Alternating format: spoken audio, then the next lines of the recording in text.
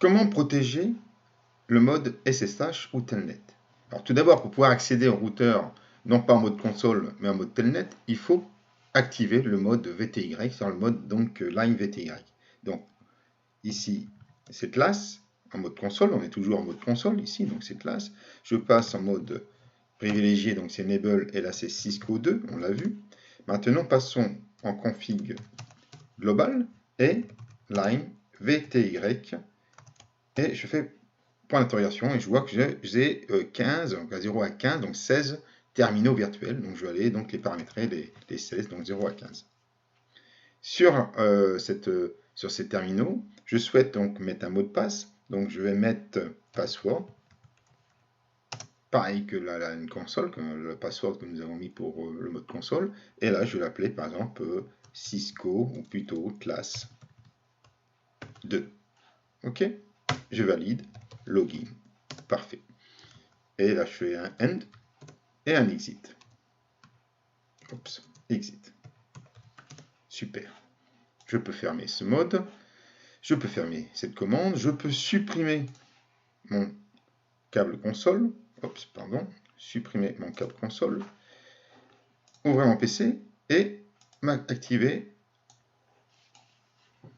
et vérifier si mon PC est correctement configuré. Il l'est. Et je vais faire donc un telnet 172.16.1.17, c'est-à-dire je souhaite aller en telnet sur mon routeur, je valide, et là, il dit ok, attention, j'ai bien mon message, parfait, et j'ai un mot de passe, le mot de passe c'est classe 2. Et j'accède donc à mon routeur, non pas par câble console, mais par le réseau, et pour pouvoir y accéder, j'ai bien mis un mot de passe. Je peux à présent passer en mode privilégié. J'ai le mot de passe, Cisco 2. Je peux à présent modifier l'accès ou la configuration de mon routeur. Mais notez une chose, si je retourne donc dans la configuration globale et dans le line VTY 0 à 15 et que je fais no password, login, une erreur apparaît. Regarde bien ce qui se passe, exit, j'aurais pu faire N, exit. Si je souhaite maintenant revenir en telnet, ça ne marche pas. Il est important de noter que l'accessibilité en réseau par telnet, voire même SSH, ne peut se faire uniquement si le mode VTY est protégé. Vous pouvez voir qu'à présent, comme j'ai supprimé le mot de passe en telnet, il m'est impossible de me connecter. Il va falloir que je ferme cet écran, que je reprenne un câble console, que je le reconnecte sur le port RS232 et sur le mode console de mon routeur, que j'ouvre donc une session terminale, voilà, que là-dedans, je mette